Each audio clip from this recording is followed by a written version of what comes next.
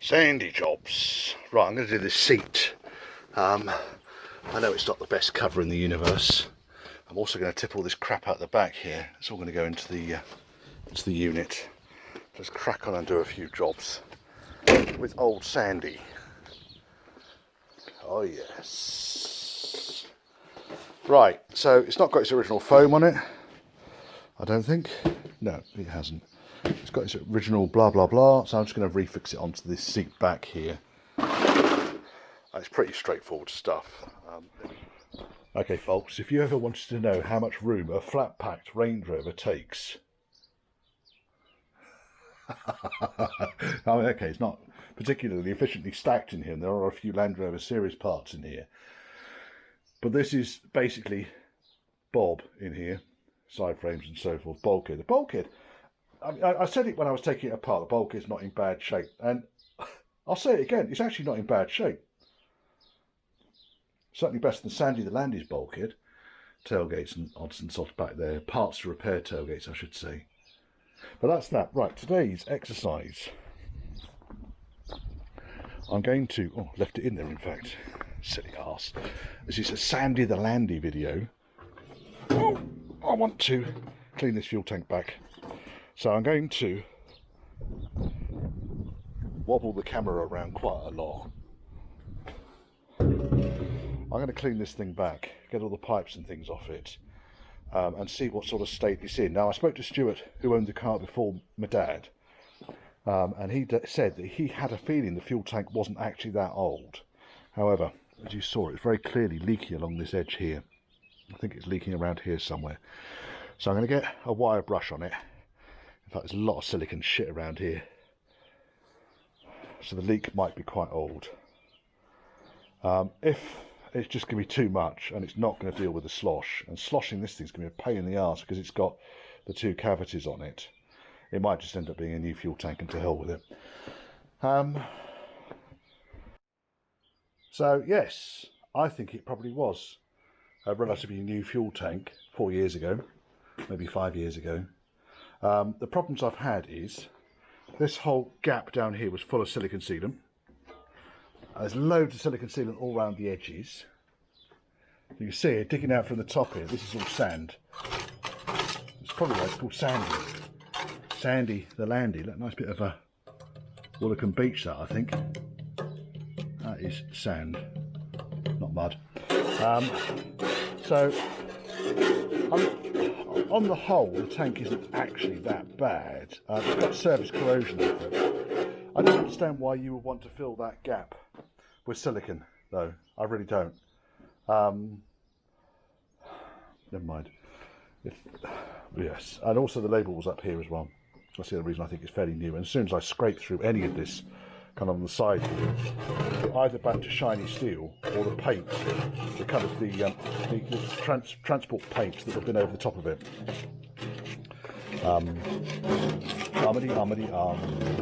So I think I'm inclined to think the tank is savable. The fact it's got so much bloody silicon sealant all round it, and there's a good example up here. Silicon. Is this a factory job, do you think? So basically, where we're getting the silicon, let's just tip all this sand on the floor. Where we are getting the silicon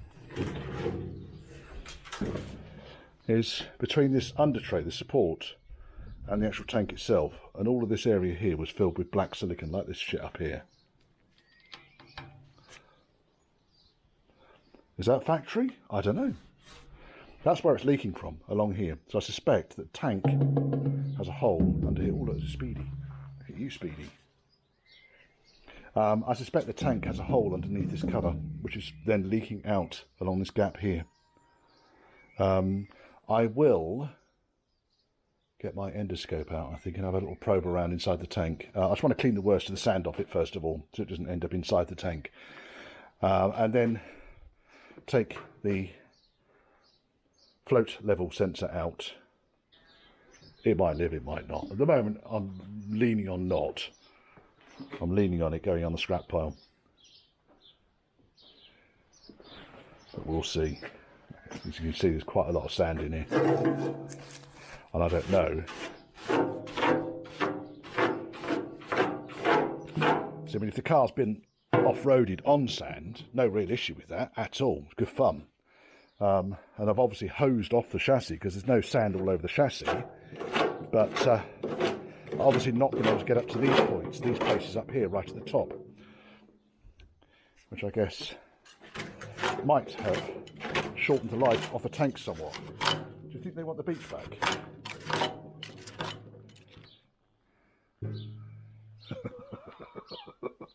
Just put my foot beside that to scale it. Might get a bucket and spade out. Have a little bit of a beach party. Right, okay, I'm going to carry on cleaning this thing up. You don't need to watch that. Listen to me scraping this thing. And I shall come back and give you some feedback. It's all cleaned up now. So I can see where a weld has been run along here. So this thing would have been built up from the outer shell all the way around the outside, which has been kind of, I guess, spot welded along here. Nice and tight, nice and tight. So this piece then is separate from that piece, which probably that piece is the same as that piece over there. This piece is separate. So you end up with two pieces to make the outer shell, 3 pieces for the support bracket, and then another 2 pieces for each side. 5 pieces this tank's made out of. Now I've got all of the gloop, and it's very sticky black gloop. I don't know what the heck it is. None of it is around any of these upper surfaces, only along this bottom edge. I suspect the tank started leaking and then someone started glooping it all up. Right, so we need to get this fella out next. Now these can be somewhat of a bastard to shift out, because actually what you need to do is it's caught under that tab there and that tab there and that tab there. So 3 tabs, and you need to swivel it around until it's off those 3 tabs. Now I'm going to do it kind of, you know, without you guys watching, because I can use both hands on it. And then once that's out, then the whole unit will lift out of the tank, and then I can get the inspection camera inside and have a good old trawl around. Oh, missed a piece there, look. I might need to put some, like I say, put some thinners in there. See, all of this is just rust, surface rust on here. I haven't yet found anything really horrible in this tank, other than the silicon, which could well be factory, I don't know. Right, what I might do is just, if I get a hammer and just tap that, blah, blah, blah, blah, blah, just tap it around, and it should come out, I'm hoping. Which is more or less exactly what happened. Just put that against there, gently tapping anti-clockwise. It's rotated around far enough, I think, that I'll be able to kind of lift that out now. There we go. There's the securing ring. And then this should come out. It should be on a gasket. Looks a bit sticky. Might have been glued in, of course. Now, here we go. Right, and then we get the sender out, which has got a lot of corrosion on it. This is the fuel level sender.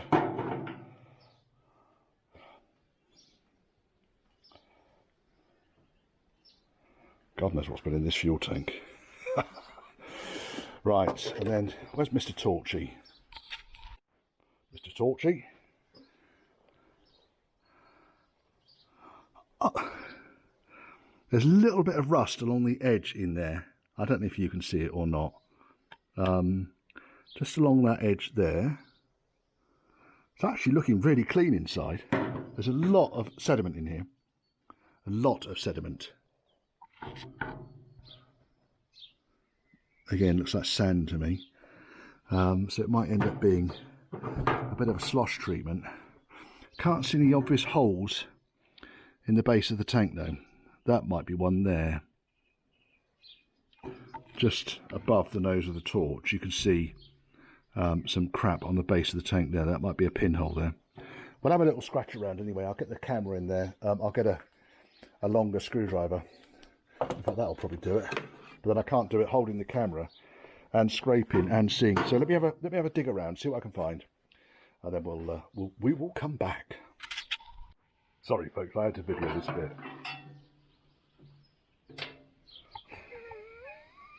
It's amazing the shit you find in a fuel tank. That would have probably held the fuel cap on originally. What I wanted to do here was just see how much of this crap at the bottom of the tank was magnetic, and thus is rust rather than sand. Not a lot of it. Just having a good old gander around inside here, and I just right at the back end of the tank, over in the back corner, there's a huge pile of crap. There's more chain in there as well. I can see loads of chain in there. I'm going to give this thing a really good rinse out, I think, before I can make any judgment on it. Right, we're just having a good old probe around inside here. Apart from the fact this thing's got loads of shit in it, this tank. It's been, I think, zinc painted on the inside, but then there's enormous amounts of corrosion. Certainly in the forward end of the tank. So I'm right up at the nose of the tank up here at the moment. In fact, you can see spot welds there from the edge. No, you can't. They look like spot welds, don't they? But there's just rust. And there's a lot of rust as well that's building up on the edge of it. You can see it's quite a lot in there. You might be able to see it. I can see it. You probably can't see it. These chaps, by the way, as a handheld endoscope, you can get the thing that plugs onto your mobile phone. And I had one of those, and then I found this one was so much more usable. It comes just with a really long camera on the end of a stick, not for internal use apparently. No, I hadn't considered. Why would you need? It's like putting may contain nuts on the packet of nuts, isn't it? But there's a light on the end of it, and there's also a brightness section on the screen itself. Very, very, very good for internal. And it's an industrial endoscope, this one. It is if you guys wanted to look at the one I've got here, it's just in the 25,000, I think. Couple of 1.5 volt AA batteries, power indicator. Right, here we go. I'm just going to lob water in it because there's so much rust and crap in there anyway. It's going to need a proper good rinse out if I'm going to reuse it. So I thought, well, bollocks, I'm going to put water in. Now, where's the big funnel gone? Oh, hey now.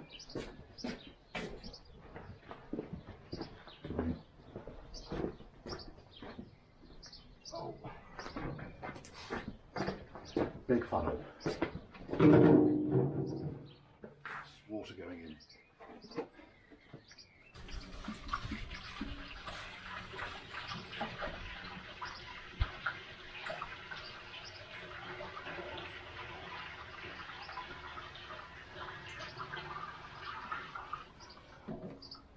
Just check it's not going to tip off. I went away to go and help Robert with his car, and I'd say that's pretty devastating. I mean, that's not a small leak there. New fuel tank time. I'm not even going to bother with that. That's leaking somewhere. I mean, if I was to tip it backwards to level it up, you can see the leak immediately stops, and it'll probably start coming out the back end down there somewhere. So let's just try that, and it will then indicate to me that it's actually holed somewhere on the under tray. It's actually there. That's where the hole is. I could see it. As soon as I dip forwards, it surged in that area. I might get the camera back in there again and just see if I can work out where it's going to. In the meantime, let's find a bucket. There it is. No, sodding hell. We're on the deck now because I was just making a huge mess. So if I just lift the arse end of the tank off the ground with one hand, look at it flooding out. That's not an insignificant leak there. That's a fairly serious hole there. I don't think Slosh is going to fix that. It's likely that, in fact, I can probably see the hole here. The hole is there, just on the end of my fingertip. Forget it. Waste of time. I'm not even going to tickle that with a welder. Time for silliness. So, a couple of people did say that perhaps I should have one of the beers that's been bought for me while I'm driving up the hill in low range and take a tour around the vehicle. We have the vehicle, it's running. We have beer, courtesy of Hobgoblin, Ruby, 4.5 from the Witchwood Brewery of Whitney, there you go. Witchrow Brewery, Whitney, Oxfordshire. Marvellous. Most pleasant, this beer. It really is. It's an amber beer. Ruby beer, sorry, I should say ruby beer. Yeah, that's better. Right, okay, so we're in low range. We're in first gear. We'll bring the clutch up to the biting point. Okay, we'll do the standard off-road thing of just take our feet off both pedals. And off we go. Right, okie dokie then. Oh, we seem to be going on a bit of a funny old... Can I get out of here holding my phone and a beer? I'll tell you what, let's leave the beer in the car. Right, I'm out. Now let's go and get the beer. And then here we are. Right, hello Land Rover. Look at you, magnificent beast.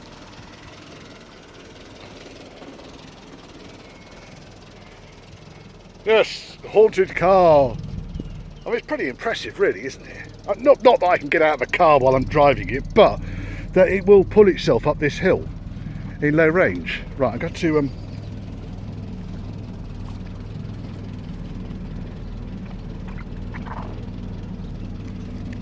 beer. I'll get it in a minute, don't worry. Gotta get back in again now. Right, we're back in. Before we got to the top. Still no feet on anything. Nice little motor this one, I tell you. It's a beauty. I've been putting all the dash together today. So, putting all the bits over there. Got the steepest part of the hill here. We're still creeping up. It's not even struggling. I still need to do the speedo needle though. Right, okay, let's go and park over the far side. I need to sort the steering out because I've got more lock on one side than the other. And I think there's a tie bar. You can see here. Oh, there's a tree coming. Oh no, my goodness. Oh! It's just taking some dirt off the roof.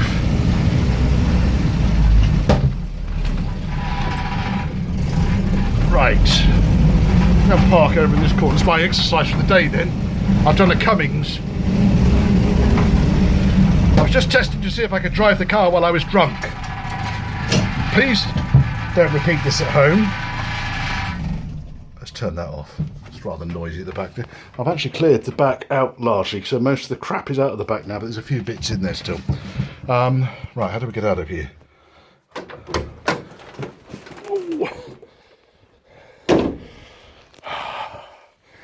I can see the stag down there, my dad's Range Rover, the polytunnel full of shonky Range Rovers, including Red Shed.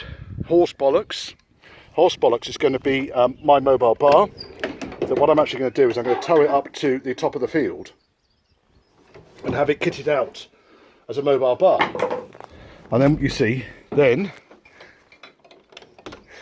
we can enjoy beverages at the top end of the bar. Now listen to this door close. Right, you ready? How fucking beautiful is that? This door is the nicest sounding Land Rover door I've ever heard close. I know it's rotten on the inside and everything, and it's only the bottom rail that's rotten. The rest of it's alright, just needs a good paint. Or not needing a good paint. See me? I wouldn't bother painting it. So close to keeping this thing. Oh, I love it. I've not put in the, so on the hardtop, I've got a box of bolts here. I've not put them along this line here. There's a couple of bolts. So I put the front and the back main bolts in. But there's two on the side here. They still need doing. It's going to cut a fair amount of the rattling down. Spare wheel could potentially go there, even though there's a bracket on the back door for it. You see, even provide us with a nice little seat to sit here and look at the view. Yes. Right. Okay. So, what is Hobgoblin all about then? Ruby, 4.5% beer. I've already had, this is number 4 tonight. Okay, I've been a bad boy, but it's hump day. Avoid alcohol if pregnant or trying to conceive. Conceived what? Oh, I see. Chief Medical Officer recommend that adults do not consume more than 14 units of alcohol a week. Well, I'm guessing a unit is a pint. Bugger. 2.3 units to this can. Alright, okay. God knows how many units is in one of my dad's gin and tonics. They are frightening. Right, okay, what does it say here? Distinct ruby beers, sweet caramel and fruity aromas. And it sounds horrendous, but it's actually not. It's quite a bittery bitter taste. Fruity aromas tease the taste buds.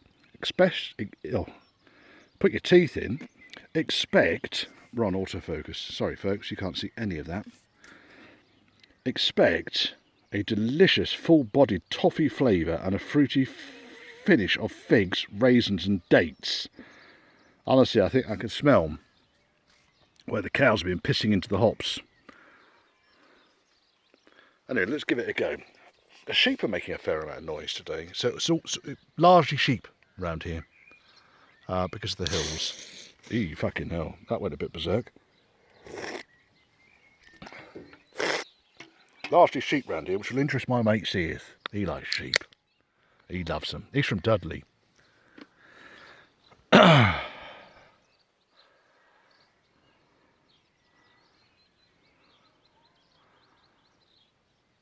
That pretty much is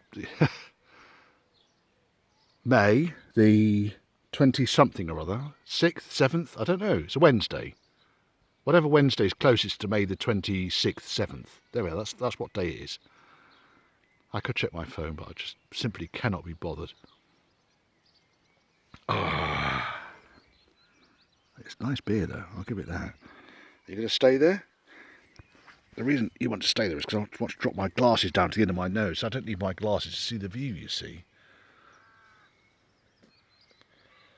Nice clump of trees that's right in the middle on the horizon. That clump of trees there, you can see that as you go over the ridge on the link road. So as you go over the ridge at Rackenford. I probably explained that wrong, but no, you can see that clump of trees and you can see it from here. It's quite pleasant there. I guess it helps the blind galloping farmer on his blind, three-legged donkey to get back from whence he come, when he just uses the trees as a pilot point. I don't know. Saw a plane go over earlier on, but I mean, bearing in mind we're on North Devon, and this air is normally rammed with contrails because it's the main route. I'm not especially a greenie, but I am liking the lack of disturbance at the moment. Not particularly liking being locked down. I would like a little bit more freedom of movement. We're talking bollocks now, aren't we? Really are. Beer and bollocks with Richard the Stag. You have to say below if you want my drunken ramblings, you just want me to chit-chat about bollocks like this. So if you just want me chit-chatting about bollocks while I'm... That hat looks terrible. What are you doing, Richard? If you want me chit-chatting about bollocks while I'm having a beer and just imparting not necessarily wisdom, opinions, because we're all entitled to opinions, none of them will be violent, none of them will be offensive, they're just silly opinions, then, comment down below. I could be encouraged, you see. Could be encouraged just to... And the other thing I was thinking about doing was, so I've got photographs of cars that I've restored in the past, but when I was in my teen years, and I could talk you through those stories, and I could show you the photographs and talk through it, so there'd be a voiceover option. And I know people look at YouTube and they think, it should be videos, rant. So if you don't want it, I won't do it. But if you want to hear about my first car, Ford Anglia 105E BJJ 938B, or my first Stag, which was Nut and Nail, or my Rover P6 that I bought. Well, so it was offered to me first of all 1,500 quid, and then I ended up buying it for 200 quid because the owner's son managed to wrap it around a roundabout. And all he did was bend the back axle, and I just went to the scrapyard and got another one. So if you want to hear about all these stories, I don't have any video, but I can talk through it. Perhaps while I'm sitting on the tailgate of the venerable Sandy the Landy, looking at that, and enjoying a beer. So I can do that. you'll have to let me know, and I'll just mount the camera on a tripod so it's not wobbling around quite so much, and, you know, talk shite. Well, I'm just going to go and pick up the beer tin. There's a pheasant down here, a hen, pheasant, trying to hide from me. You're not doing a very good job of it, darling. You really are not. I can't get into first gear. Are we in first gear? No, we're in first gear. Right, okay, let's go and get the beer tin. Well, might be a bit faster this time. It was a bit faster.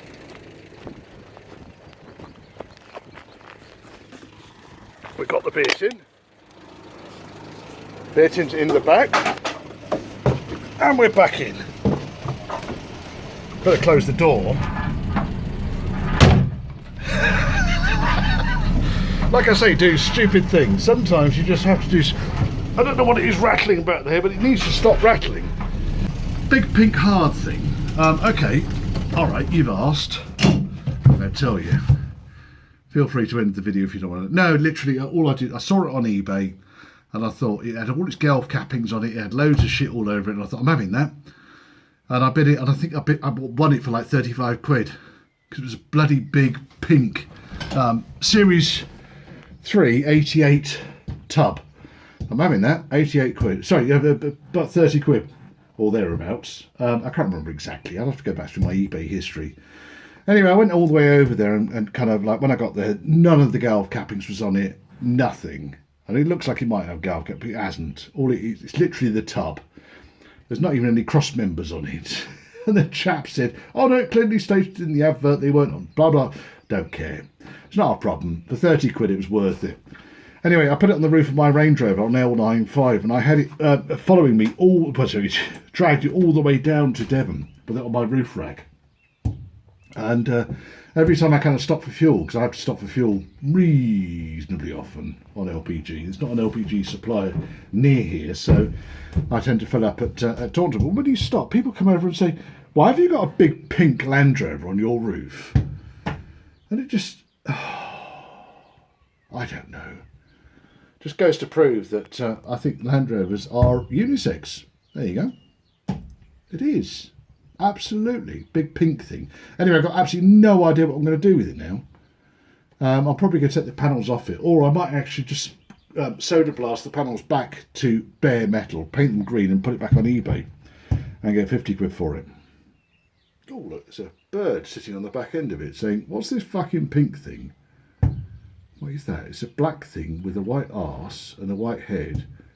It's a wagtail or something. I don't know. I don't know birds. Well, I know birds, but I don't know birds. Anyway, that big pink thing, hard thing. I thought I was getting more than I did. And in the end, I got more than I could cope with all the abuse I was getting on the M4, M5, dragging it on my roof rack of my Range Rover down to Devon. And then when I turned up, and my dad said, what the hell is that? It's a fucking pink Land Rover, rear tub for an 88-inch wheelbase. What do you think it is? Why is it pink? I don't know. Anyway, if anyone knows where this came from, pretty sure the chap who sold it to me said it was a car that came from the Lake District. So if anyone remembers an 88-inch, probably Series 3 from the Lake District that was painted pink, hand-painted pink. There you go, I've got the arse end off it. No, I'm going to rephrase that. I've got the rear tub off it. Right, here our work is done. We've enjoyed beer, we've enjoyed the view. We're back down at base again. It is 10 to 8. Good grief, fucking hell. Right, okay, I'm going to lock up then. Hope you enjoyed the video. Please subscribe. Please thumbs up, thumbs down as you wish. Comment as you wish. If you want to get hold of me, contact me at churchhouseclassics, all one word, at gmail.com. And if you want to buy me a pint for any particular reason, if you want to be called out, put in your comments when you buy me a pint, I want to be called out. Yeah? And I'll call you out. But I didn't particularly want to call people out necessarily because I started researching GDPR, nightmare. And, you know, you don't necessarily want to be calling people out if they want yeah, the intention wasn't there to call them out. So I have responded personally to every single person who bought me a pint. But if you want calling out, then pop on your comments, call me out, and I will put a segment in the video for calling people out that have bought me beer while I am drinking the beer. Seems reasonable, doesn't it? Anyway, thank you very much. Like I say, subscribe. Most important thing, subscribe. I know you guys watch on the telly. If you're not watching on the computer, just keep watching. Makes me feel wanted. There you go. I don't know what that was about. Anyway, take care. Stay safe. Stay sane.